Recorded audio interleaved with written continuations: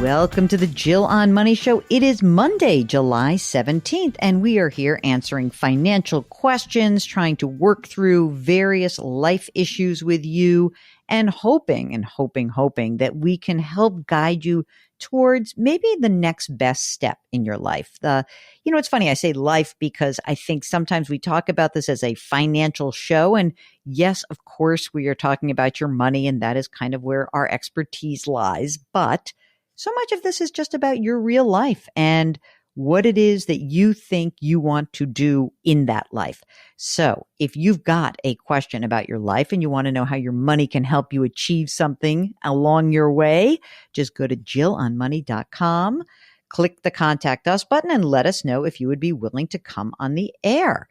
Now, when you're on the website, you can buy the book, The Great Money Reset, and you can also subscribe to our new service. It's called Jill on Money Live, and that is where we provide you with access to quarterly live webinars and lots of great special content.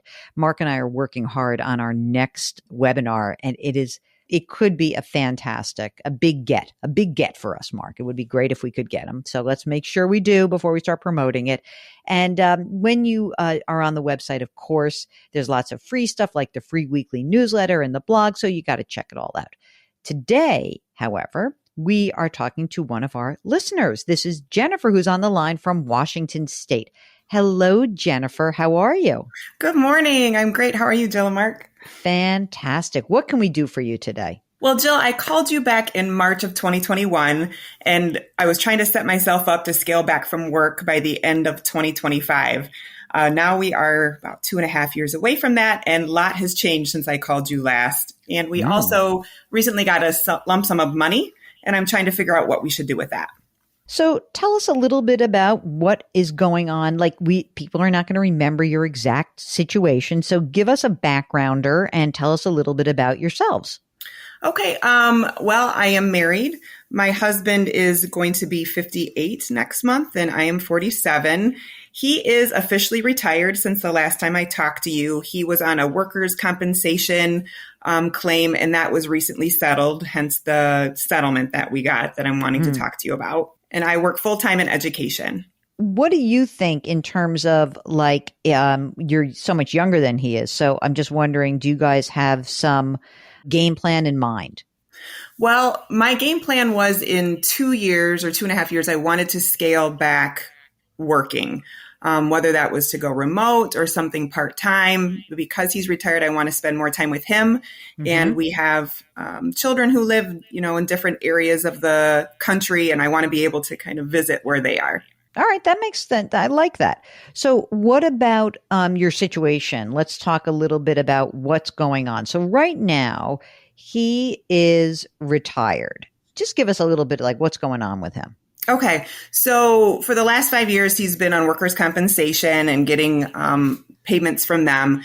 He was also approved for Social Security disability. So he receives about $2,300 a month from SSDI. Mm-hmm. And when he turns 60, he will have a small pension of about $500 a month. Okay. And what are you earning right now? About $90,000 a year. All right. That's a lot of moolah. When you talk about scaling back, what do you think that means? Are you really asking me, do we have enough money so you can just stop working? Or are you going to make less money? What do you think? I think just less money. I know I want to at least do something I'm hoping remote, maybe $50,000 a year. What if we made it 40 just for the heck of it? Okay. I like to we're going to downsize it a little bit. How much are you guys spending right now? I would say around, we've been doing a lot of traveling lately. So if I look at that is. If I look at just what we need to live a month, it's probably around $5,000, but we've probably been spending closer to $6,500. Let's look at 6. Why not? Why don't we just try to shoot for what you're doing right now, right? Doesn't that make more sense? Yes. Okay. So we're really looking at 2 years from now. So you still will have your $90,000 a year, and that's fine, right? In 2 years, he'll have $2,800 a month in SSDI plus his $500, right? Yes. Okay. And then we're also going to have your 40, though I'm kind of wondering whether we're really going to need that at all. And so we obviously have a gap. Will you be entitled to a pension or Social Security? Both.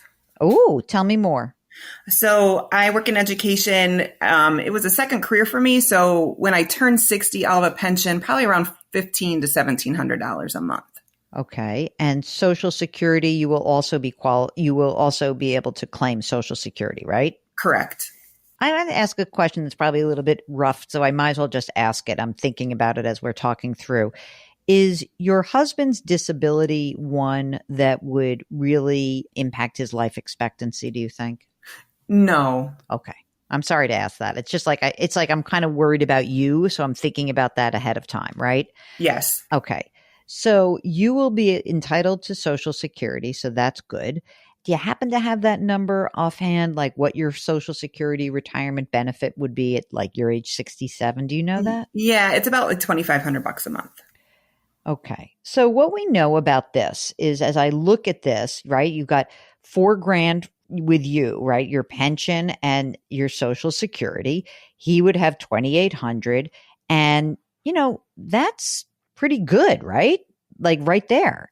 So then what do you have in terms of savings that could help fund the gap between, I would say your age, let's call it like the 10 years or so that you're going to need, right? 10 or 12 years.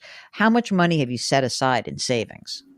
So I have an IRA rollover that has $395,000. Wow. Okay. My current 401k has $15,000. A 457 that has 44,000, a Roth IRA that has 43,000, and then I just have a small little 403b that has 1,000 in it. You got a lot of accounts all over the place, lady. We got to consolidate some of this. No? Yes. All right. And this is all your retirement assets. Does your husband also have retirement assets? Yes. He has a 401k from his previous, employer that he just retired from. So I'm thinking about just rolling that over into his IRA, but that one has 318,000. And then he has an IRA rollover of 44,000 and then just a baby Roth of about $600. Your house, where do you live and how much is it worth, and how much, is there any debt outstanding? Yes, we have a home, but there's no mortgage. It's worth about $230,000. And then we also have a vacation home in Florida. That's worth about $250,000. And the mortgage on that is about $140,000. That's something you want to keep, like you're happy, it's good, everything's cool with that, right? Absolutely. How much is the interest rate on the mortgage? What is it? Less than 3%. Okay, great.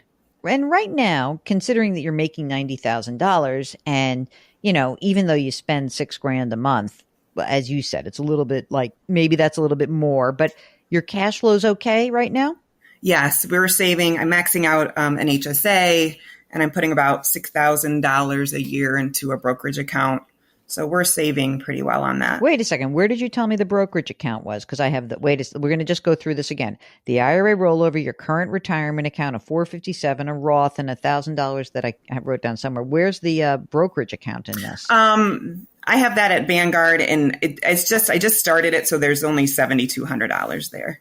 Okay, but you're adding how much a month? About $6,000 a year. And you're maxing out your retirement account, right? No, I only put about 6% in there right now. Oh, you're maxing out your HSA and you're putting 6% in the retirement account. All right. What else do we need to think about? Tell me other issues that are floating around for you. Okay. So we just got this settlement from workers' compensation. So right now I have about $160,000 in cash. Wow. And I have just been in analysis paralysis. We do have a car loan that I just recently acquired. It has about $20,000 on the balance, and the interest rate on that is 4.74%. All right, we can pay that off. And then I thought, what do I do with this cash? Do I fund our Roth IRAs for this year? Do I purchase CDs? Do I just throw it in the brokerage account? I just really don't know what to do with it. I don't like the idea of throwing things. All right, let's not throw it in. And no. Okay, so I think definitely pay off the car loan. How much money do you have in cash? What's the emergency reserve look like right now? Well, the 160 encapsulates everything. So we had about $30,000 in emergency reserve before we got the settlement. Hmm. But that emergency reserve, I think, is a little light, don't you? Yes. Okay. So what do you think is the right number? I mean, obviously, if it's 5 grand a month of a spend, then I would say, 5 grand times 12 months, right? So we'd want 60 in there. Okay. So I think that of the 160 that you have, the workers' comp settlement, 30 of it should be in the emergency reserve. And I'm sorry, you said 160 is the total cash right now, or that's the workman's comp? Like when That's you the gave me, total. That's the total cash. Okay. So of that total cash, I think 60 stays in emergency reserve, right? 20 goes and pays off the car loan because 4.74%, yeah, let's get rid of it. Then we'll also streamline your cash flow a little bit, don't you think? Yes. Okay, good. So then we have $80,000 that we're talking about. So anything big coming up that we would need that 80 grand for? Not that I can think of. Okay. Now here's the question. So let's just say that you're going to do the Roths for this year. How do you feel about the brokerage account right now in terms of your investing? Do you feel nervous about it? I'm not quite sure what to put it in, to be honest with you. Okay. Let's talk about that then. Right now with the 7,200, what do you use in terms of in terms of the investments inside of there? Right now, I just have it in a money market. Okay, well that's that's getting some money. So let's talk about your investing in your other accounts. Where is it that you feel most comfortable investing? Like where have you been did you just in your retirement accounts, you got a whole bunch of money in your rollover. Where is that rollover held? Mostly in index funds. I have a couple of different stocks that an old financial advisor put me in that I just haven't gotten out of. And the rest of it is just in Vanguard index funds.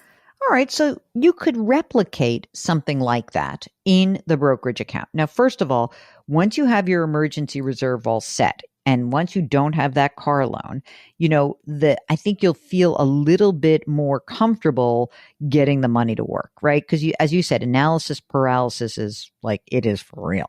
So we're going to put of your 80, we have 14 grand, 60, because you're so young. So we have 65 in your Roth. We have 75 in his Roth. And that means that we've got this chunk o' money that is still left. I guess the question is how you want to get that money working for you. Do you want to do it all at once or do you want to dollar cost average? I would like to do it all at once. You really? I totally thought that you I really thought you were going to be like, no, I need to go slow. Okay. The 67,000. Tell me about your risk tolerance. Really be honest with me because it's weird. You're young still. I mean, you're not even 50 yet. So there's a case to be made that you're like, I can be really aggressive. And to some extent, because you're younger than your husband, it makes me feel like you should be willing to, at least put some of this money to work and get it moving for you. But how do you feel about risk? You will probably crack up at this, but I've always kind of thought about our pension money as kind of our safe money or kind of the bond part of our portfolio. So totally. I think I'm probably 90% in one total stock market index fund. Damn, that girl is banging it. Okay, so I will put some of the money in a bond fund. Yes, you're right. It is true that the pension acts as a buffer against a lot of stuff, but we may need to dip into this money, right? We may need to actually use this. So I'm thinking that, Mark, would you be opposed if I said 60% total stock market and 20% in the international and then 20% in the bond, 60, 20, 20, or do you think we should go 60, 10, 20, 60, 10, 30 rather? No, I would do 60, 20, 20. How does that sound to you, Jennifer? Do you feel okay about that? I'm telling you right now that the day we do this and you pull the trigger, I know what's going to happen. The market's going to tumble and you're going to say, damn it, that Jill. And I say this with the absolute knowledge that we could be dead wrong, Anyway, so how do you feel? I think that's good. It's more bond position than I have. And I felt that, we're getting older. And like you said, we might need to tap this money sooner. Yep. So I'm perfectly comfortable with that.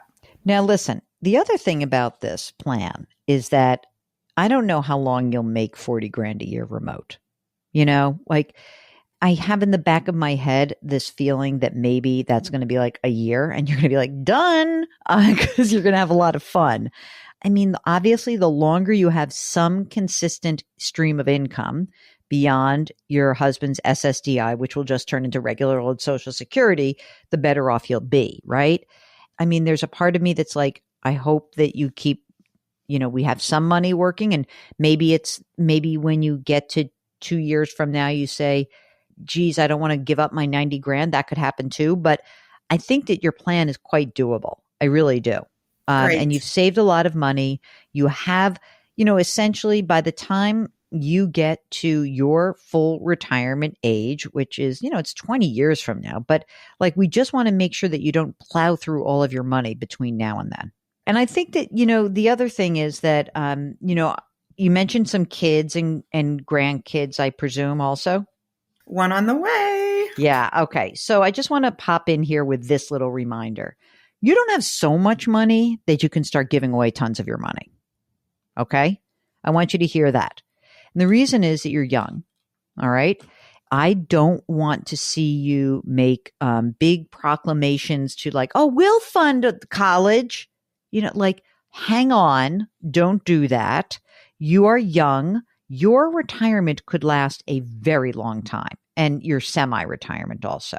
So while I am completely on board with you feeling like, gosh, I really want to make sure I spend time with my husband. You've obviously gone through a lot, right? Like you don't go through a disability and a work and like it's a lot of stuff. I get it. But what I don't want you to do is think that it's not like smooth sailing. You don't have $3 million saved. You've got hundreds of thousands of dollars. It's great. But you don't have so much money that you can afford to start funding college and big time gifts and helping someone buy a house. None of that can happen right now. I need to get you through this next period, really understanding what it is you will be earning in this scale back period. I gotcha. Do you hear that? I do. Okay, good. You got your estate documents done? Absolutely. Got them done prior to the pandemic. Oh, that's so good. Fantastic. All right. I think we're done. Anything else from us? No, that's been super helpful. Thank you so much. It is a pleasure. If you, like Jennifer and her husband, are thinking about scaling back, I like the scale back question. It's a good one. Then all you need to do is go to our website, JillOnMoney.com, click the contact us button. Let us know if you would like to come on the air live with us. While you're there, check out all of the great content that lives on the website. Don't forget to subscribe to our new service called Jill on Money Live. It is access to quarterly live webinars and lots of bonus content. Don't forget to subscribe to us wherever you are listening to your favorite podcast. Lift someone up, change your work, change your wealth, change your life. Thank you for listening. We'll talk to you tomorrow.